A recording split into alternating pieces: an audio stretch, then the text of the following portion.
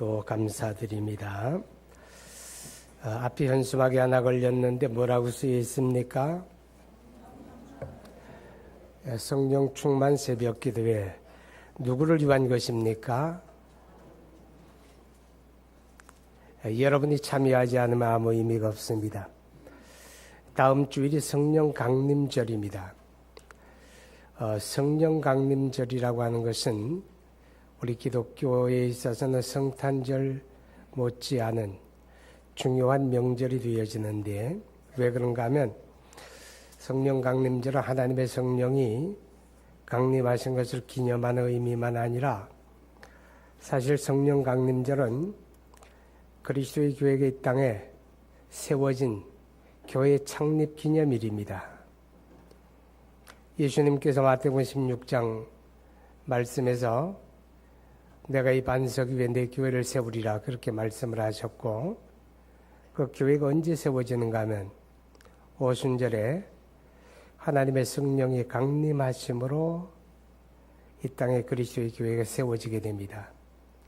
그러니까 그리스도의 교회를 세우신 이가 하나님의 성령이지요. 그래서 성령 강림절은 이 땅에 그리스도의 교회가 세워진 창립 기념일이다. 우리가 그렇게 이해를 할 수가 있습니다. 그래서 우리가 이제 성령 강림절을 앞두고 한 주간 동안 우리가 성령 충만 새벽 기도회를 열기로 그렇게 했습니다. 자, 오늘 우리가 읽은 말씀 가운데 18절에 보게 되면 술 취하지 말아 이는 방탕한 것이 오직 성령의 충만을 받으라 그랬습니다. 왜 성령 충만해야 합니까? 성령 충만해야 교회가 교회다워집니다. 하나님의 교회가 이런저런 불미스러운 일들이 발생하고 좋지 못한 그런 문제를 일으키는 것은 결국은 성령 충만하지 못하니까, 하나님의 성령 충만하지 못하면 교회가 거룩함을 잃어버리게 되고 세상을 향한 그리스도의 등불로서의 역할을 할 수가 없어요. 불이 꺼져버리고 마는 겁니다. 성령 충만해야 돼요. 예루살렘 성전에는 끄지 않는 불이 몇 가지가 있는데, 첫째는 제단 불을 끄면 안 됩니다. 그리고 성소에 들어가면 두 가지 불이 있는데, 하나는 등불이고 하나는 향단의 불입니다. 이 향단의 불을 꺼도 안 되고, 그리고 등불을 꺼도 안 됩니다. 근데 그 등불은 기름이 떨어지면 꺼지는 거예요. 그래서 제사장들의 역할은 항상 그 등불을 간검한다 그랬습니다. 점검을 하는 거예요. 수시로 점검을 해서 기름이 떨어지지 않게 하는 거죠. 자, 여러분들 우리가 성경 말씀을 통해서 보게 되면 기름은 뭐예요? 하나님의 성령을 상징하는 거예요. 그러니까 기름이 떨어지면 등불이 꺼져요. 교회가 성령 충만하지 못하면 뭐가 꺼집니까? 등불이 꺼지는 거예요. 세상을 향해서 빛을 발하지 못하지요. 그러니까 세상의 비난을 받게 되고 불미스러운 일들이 벌어지게 됩니다. 그래서 교회가 성령 충만해야 돼요. 우리 그리스도인들이 성령 충만해야 그리스도인다워집니다. 우리가 신앙생활 오래 한 신앙의 연조도 중요합니다. 하나님의 교회를 섬기는 일에 있어서 여러 가지 직분을 받는 것도 중요합니다. 그러나 성령 충만하지 못하면 그 모든 것들이 아무 의미가 없어지게 됩니다. 성령 충만해야 성도가 성도다워지고 그리스도인이 그리스도인다워진다 그 말이죠. 성령 충만하지 못하면 입만 살아요. 입만 살아서 말만 잘한다 그 말이죠. 예수 믿는 신앙은 이렇고 저렇고 말은 잘해요. 근데 너는 뭐냐 그 말이죠. 자기는 안 해요. 말만 잘해요. 그리스도인 아닙니다. 성령 충만해야 그리스도인이 그리스도인다워지는 겁니다. 여러분 요한일서 5장 20절을 보게 되면 우리가 예수 믿는 믿음을 가르쳐서 능력이라고 말합니다. 믿음은 능력인데 무슨 능력인가 하면 세상을 이기는 능력이에요. 아멘. 여러분 예수 믿습니까? 그 믿음은 세상을 이기는 능력이에요. 우리가 비록 세상 속에 살아요. 세상 문화 속에 살고 세상 환경 속에 살지만 예수 믿는 믿음을 가진 사람은 그 세상 속에 푹 빠지지 않는다는 거예요. 그걸 뭐라고 말하냐? 그걸 경건이라고 말하고 그걸 거룩함이라고 말하는 거예요. 근데 그리스도인 성령 충만하지 못하면 세상 속에 푹 빠져 사는 거예요. 세상의 가치를 따라 살고 세상의 풍조를 따라 사는 거예요. 그러면 불 꺼진 거죠. 등불 꺼져버리고 만 거예요. 근데 우리가 믿음을 가졌는데 왜 세상을 이기지 못합니까? 믿음을 가졌는데 왜 세상을 이기지 못합니까? 믿음을 안 가진 건 아니에요. 믿음이 믿음으로서 작동을 해야 하는데 작동이 안 되고 있는 겁니다. 이해가 갑니까?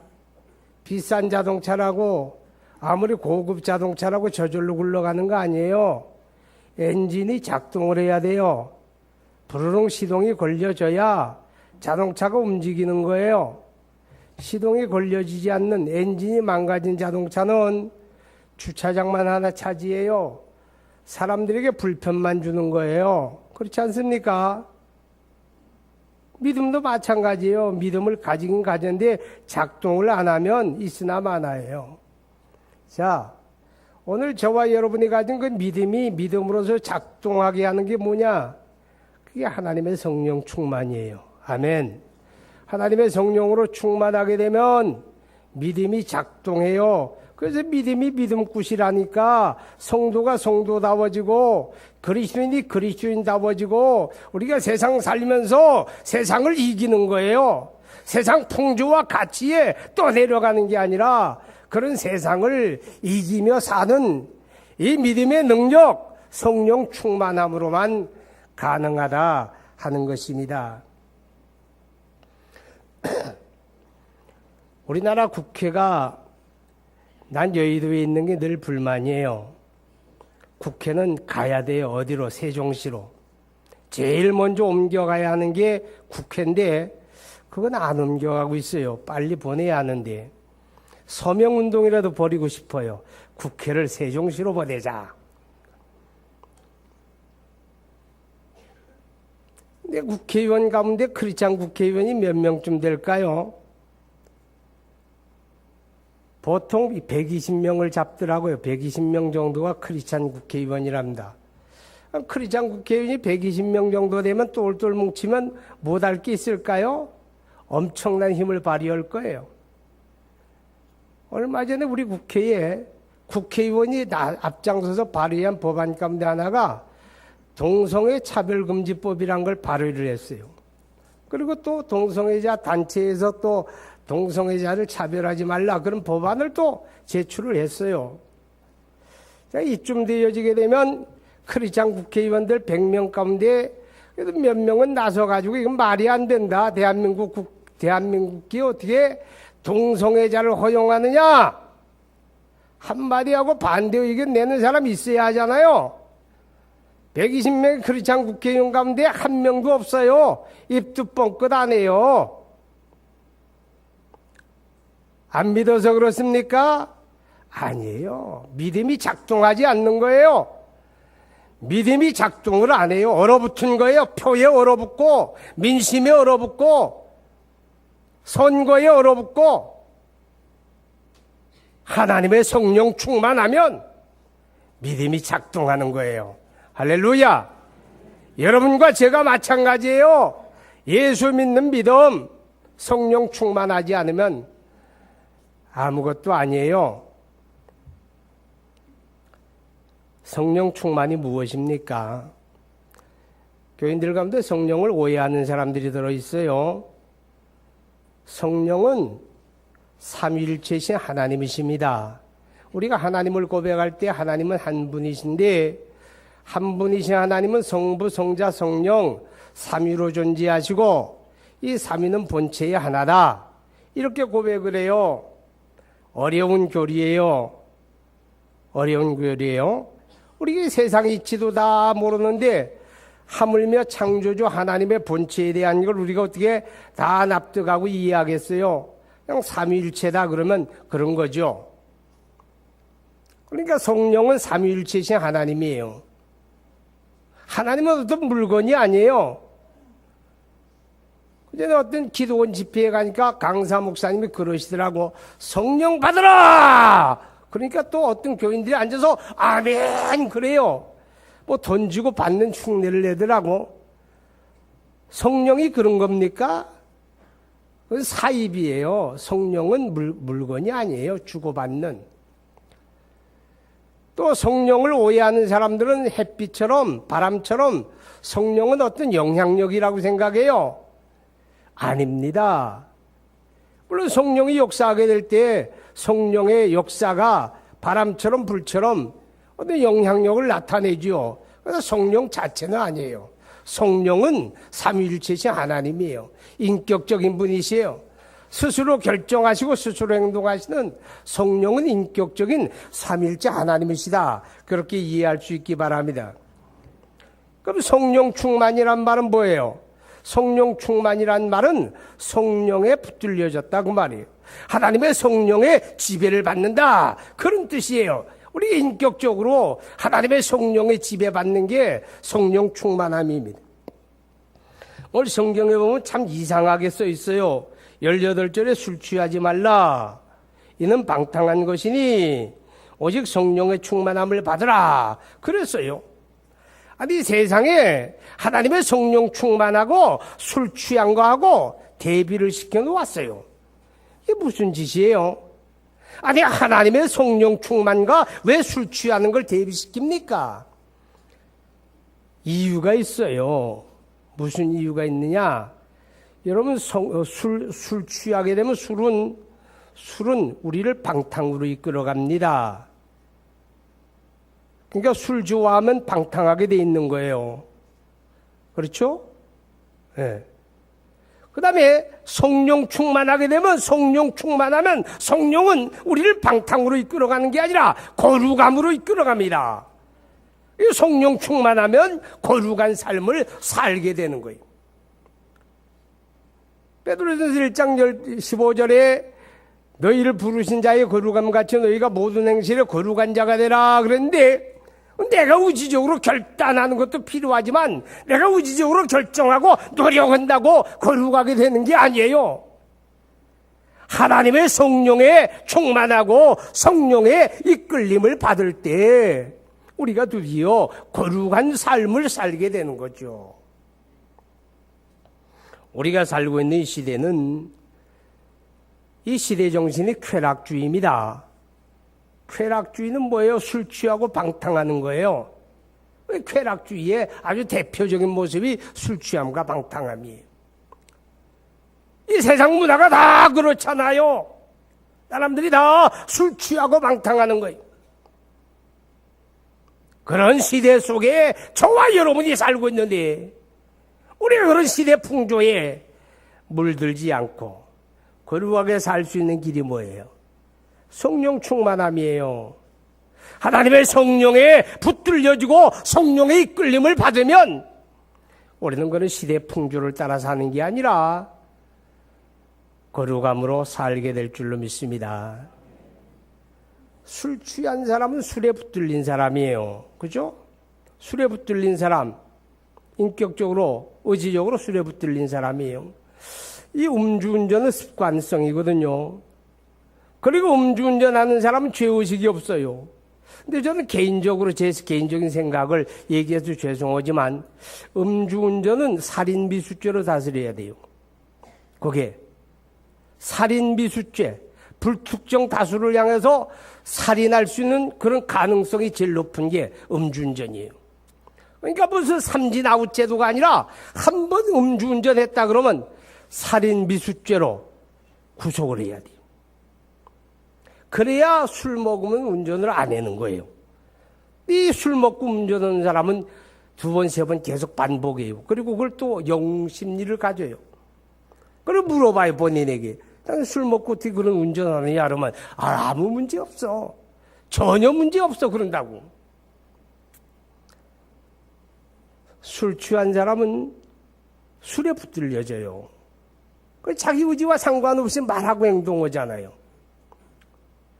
자기 의지와 전혀 상관없는 말을 주중에 내뱉는 거예요. 자기 의지와 상관없이 다른 행동하는 거예요. 왜? 술에 붙들려 버렸으니까.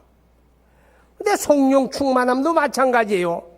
하나님의 성령이 인격적으로 나를 붙드는 거예요. 사로잡는 거예요. 그게 하나님의 성령 충만이다. 할렐루야.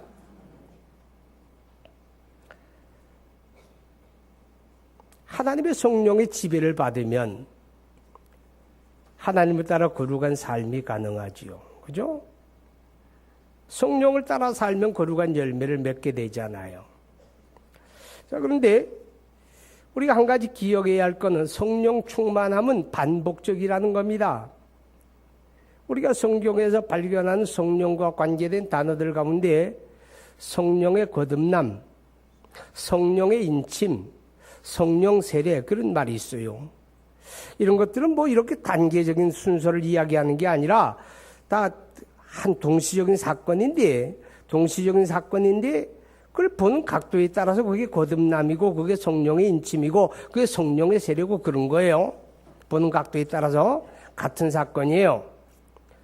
근데 거듭남이나 인침이나 성령 세례라고 하는 건 반복되질 않는 거예요. 그건 단회적인 사건입니다.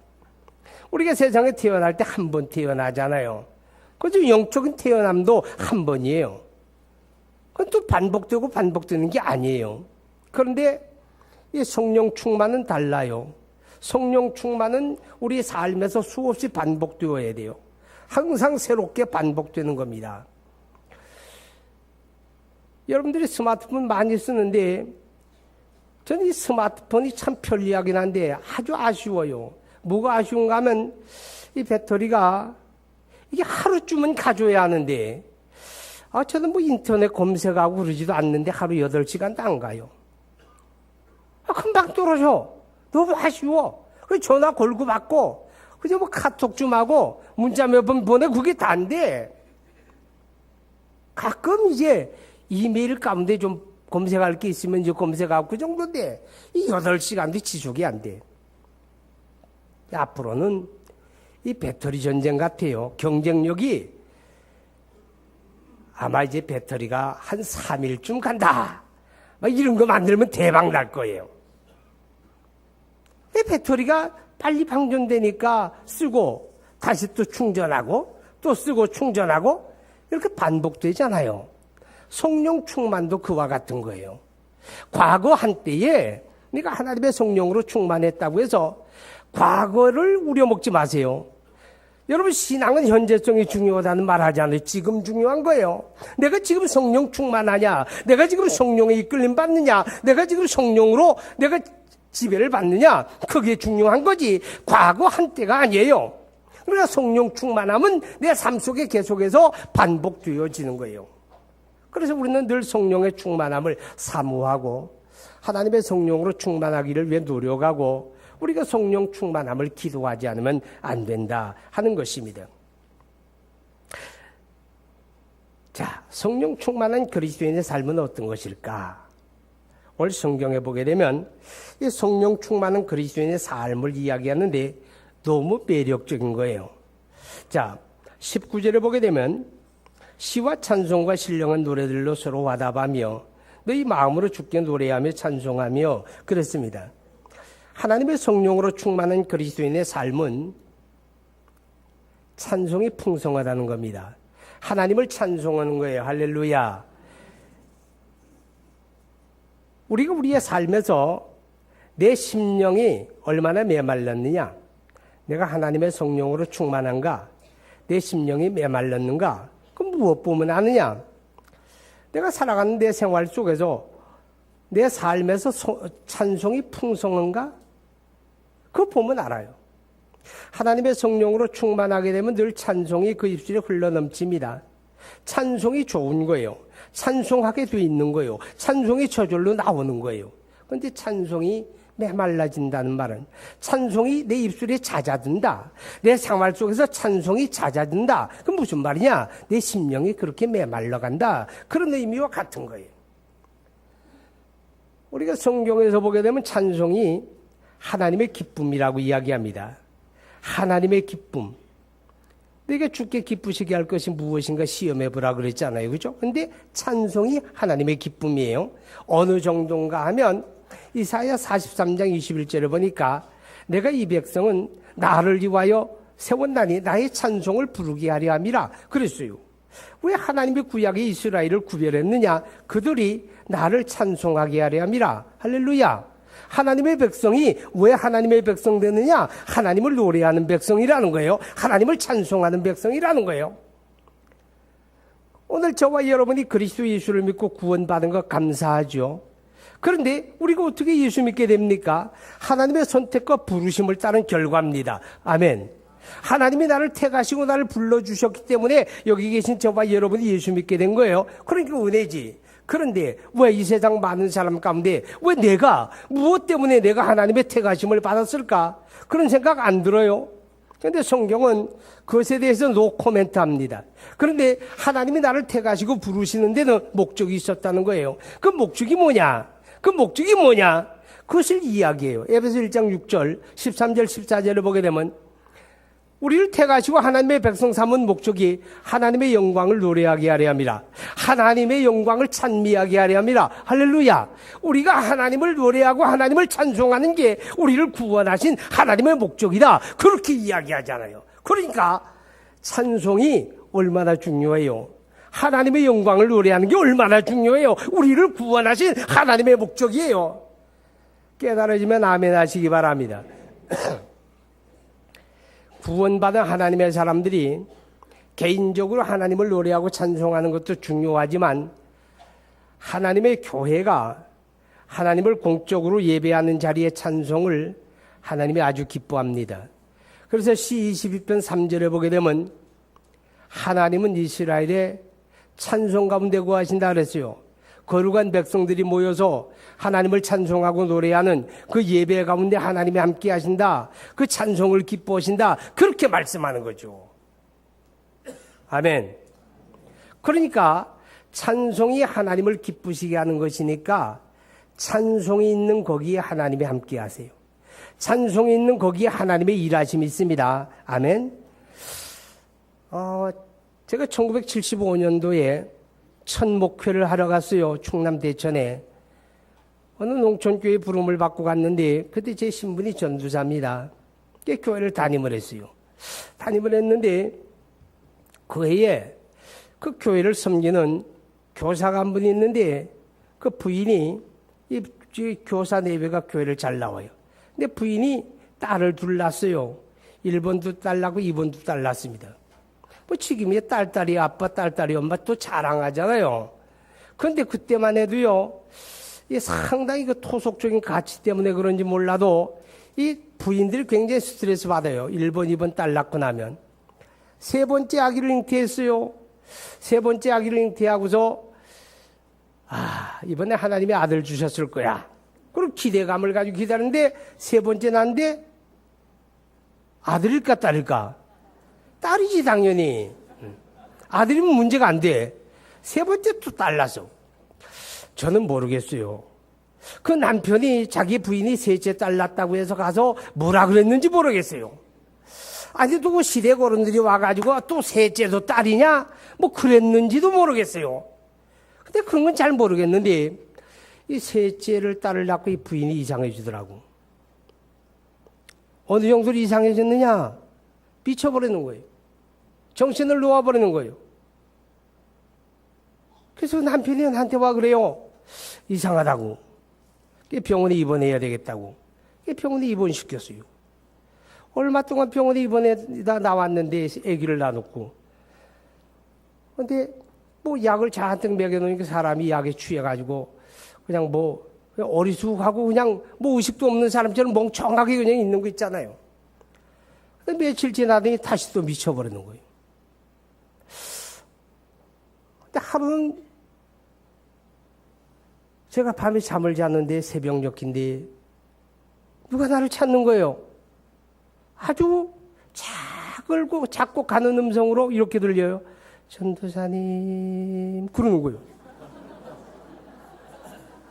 이거 완전 남양특집이야. 참결이 지금 들었는데 또 조금 전에 또 전도사님 그러는 거예요. 정신을 차리고, 이게 뭐냐? 정신을 차리고 나니까 또, 전도사님, 그래요. 아주 가는 여자의 음성이야. 귀신인가? 그리고 이제 방문을 열었어요. 방문을 열게 되면 이제 앞에 마루가 있어요. 이렇게 마루가 있고, 마루 끝에 이제 미닫이, 유리 창문이 있어요. 근데 이제 새벽녘이니까 달이 보름달 정도 됐는데 달이 서쪽에 이렇게 있고, 그 앞에 이제 이 여자가 있고, 앞에 창문이 있으니까, 뒤에서 달이 탁 비추니까, 이게 귀신이 와 있는 거야, 그냥. 머리를 이렇게 길게 풀어헤치고, 축 처진 그림자가 탁 들이는데, 섬뜩한 거야. 놀래가지고, 저 문을 열까 말까. 하여튼 문 밖에서 지금 그림자가 비치는데, 내가 누구요? 그랬지. 그러니까, 전도사님, 그런단 말이에요. 누구냐니까? 전도사님, 그런 거예요. 이제 그때 감이 가더라고. 그 문을 열었어요. 이 부인이 온 거야. 밤에 자다가 일어나가지고 밤새도록 맨발로, 신발도 신지 않고 맨발로, 잠옷바람으로, 머리는 풀어헤쳐가지고 밤새도록 돌아다니는 거예요. 그 예배당 옆에 이제 아주 솔밭이, 큰 노송 솔밭이 있는데, 그 솔밭에도 돌아다녀가지고 머리에 그냥 솔가지가 걸려있고, 팔이 그냥 찢어져 피가 나고 흑투성이가 돼가지고, 그래 와 있는 거예요. 어떻게 해요? 빨리 들어오라고. 일단 불러드리고, 이제 물을 떠다 이제 발을 닦아주고 집에 연락을 했지. 남편이 지금 자다가 깜짝 놀래가지고, 자기도 지금 부인이 안 보이니까 지금 걱정하고 있다가 연락받고 왔어요. 큰일 났어. 내가 첫 목회하러 왔는데, 이 문제도 해결하지 못하면 이건 목회가 어려워지지 않을까. 근데 방법이 없어요.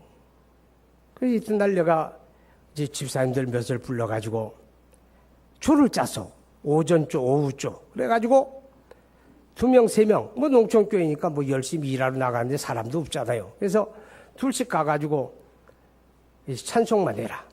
성경 읽다가 찬송하다가, 성경 읽다가 찬송하다가. 근데 희한한 거는요, 미쳐 날뛰는 사람이요, 찬송을 부르면 조용해지는 거예요. 또 찬송을 부르면 잠이 드는 거예요. 희한하죠. 그러다가 3일 만에 다 해결됐어요. 딱 3일 만에 하나님이 다 해결해 버렸어요. 할렐루야. 찬송을 하나님이 기뻐하시니까 찬송 중에 하나님이 일하시더라고 말이죠. 그런데 하나님의 성령 충만하지 않으면 찬송이 안 돼요. 혹시 여러분 가운데 그런 사람 있어요? 우리 김피동 목사님이 찬양을 참 잘해요. 오늘 그 가족송 하는데 싹수가 보이잖아요. 그죠? 그 조그만 게 벌써, 노래를 잘하네. 근데 우리 김 목사님 특징이 이 후렴구해가지고 또 되돌리고, 또 되돌리고, 또 되돌리고, 또 기분이 내키면 한 4번쯤 되돌리더라고. 그러면 교인들 가운데 슬슬 짜증이 올라오는 사람들이 있어요.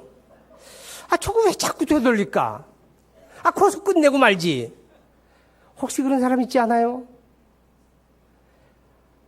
하나님의 성령이 충만하게 되면 10번을 되돌려도 은혜가 돼요. 찬송이 은혜가 돼요. 찬송이 즐거워요. 근데 심령이 메마르게 되면 찬송이 짜증스러워진다고. 찔립니까? 회개하세요. 그리고 성령 충만함을 삼으시기 바랍니다. 자, 그 다음에 하나님의 성령 충만한 삶의 두 번째는 뭐냐? 20절에 범사에 우리 주 예수 그리스도의 이름으로 항상 아버지 하나님께 감사하며 성령 충만한 삶은 감사 충만합니다. 고린도후서 2장에 보게 되면 예수 믿고 구원받은 우리를 향하여 너희는 예수의 냄새다 그랬어요. 예수의 향기다. 아멘. 향기다. 옆 사람 냄새 맡아봐요.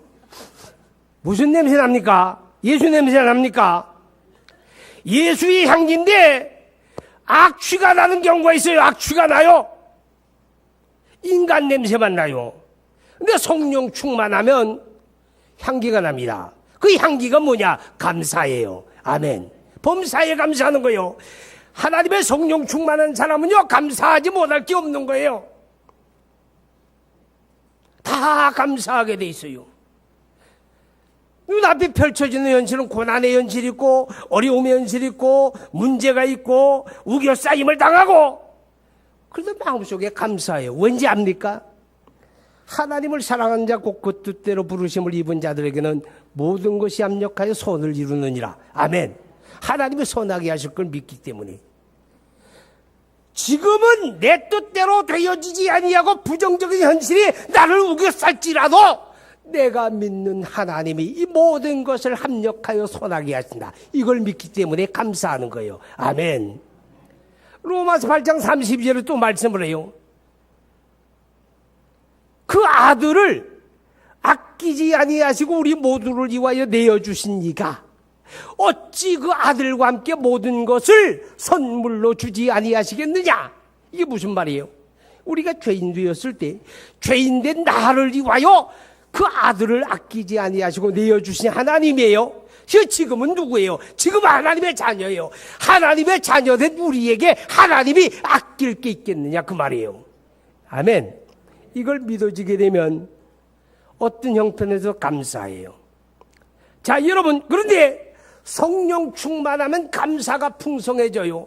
심령이 메마르면 불평, 원망, 짜증이 나와요.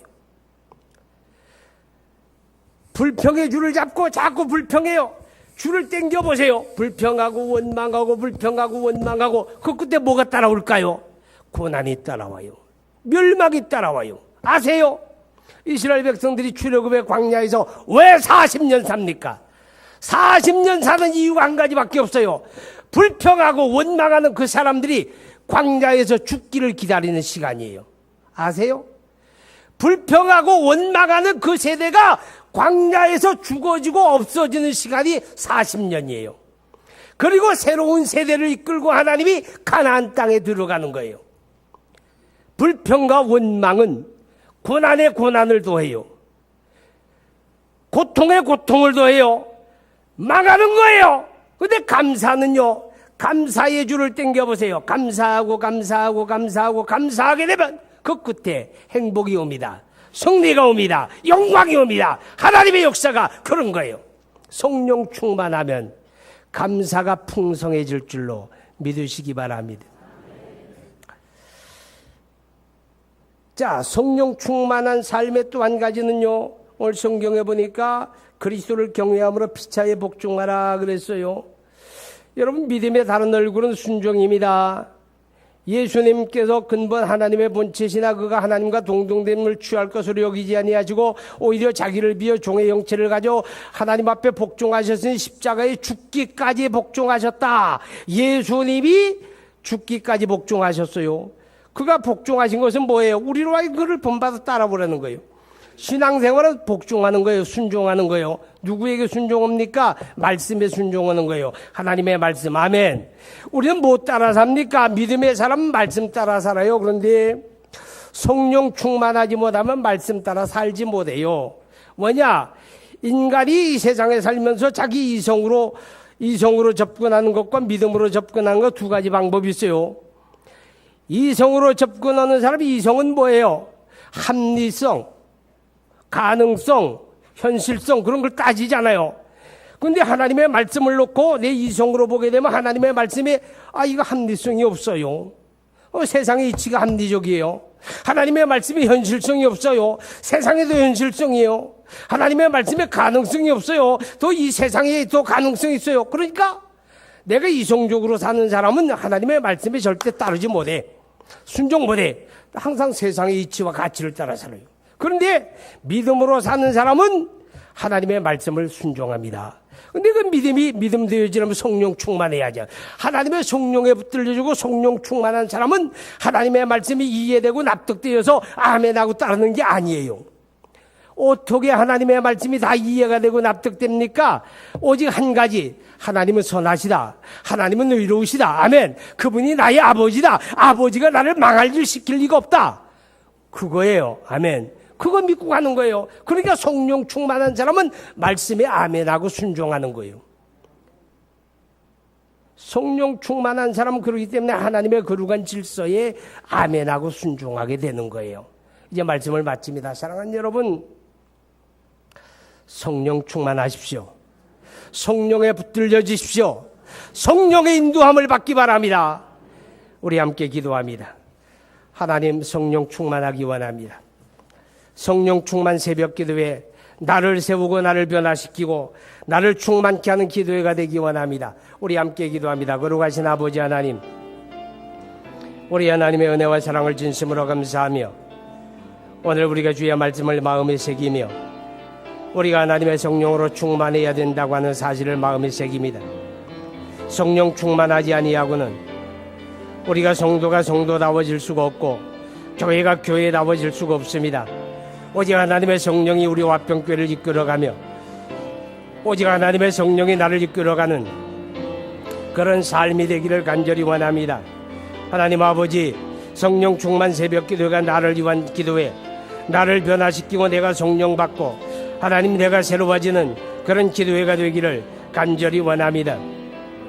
거룩하신 아버지 하나님, 하나님의 권속들이 날마다 하나님의 성령으로 충만해서 우리의 삶에서 하나님의 영광을 나타내며 찬송의 풍성한 삶을 살며 감사가 풍성한 삶을 살며 순종의 삶을 살아가는 하나님의 권속들 다 되어지기를 간절히 원합니다. 하나님, 6월 세 달을 맞았습니다. 세 달에 사랑하는 성도들의 가정, 저들의 직장, 하나님 저들의 삶의 자리에 우리 하나님 형통함이 있게 하시고 승리가 있게 하시고 아버지 맞이한 6월 한 달 감사가 풍성하고 찬송이 풍성하고 말씀에 순종하는 그런 한 달 되어지게 되기를 간절히 원합니다. 우리 하나님을 찬양합니다. 예수님의 이름으로 기도하옵나이다. 아멘.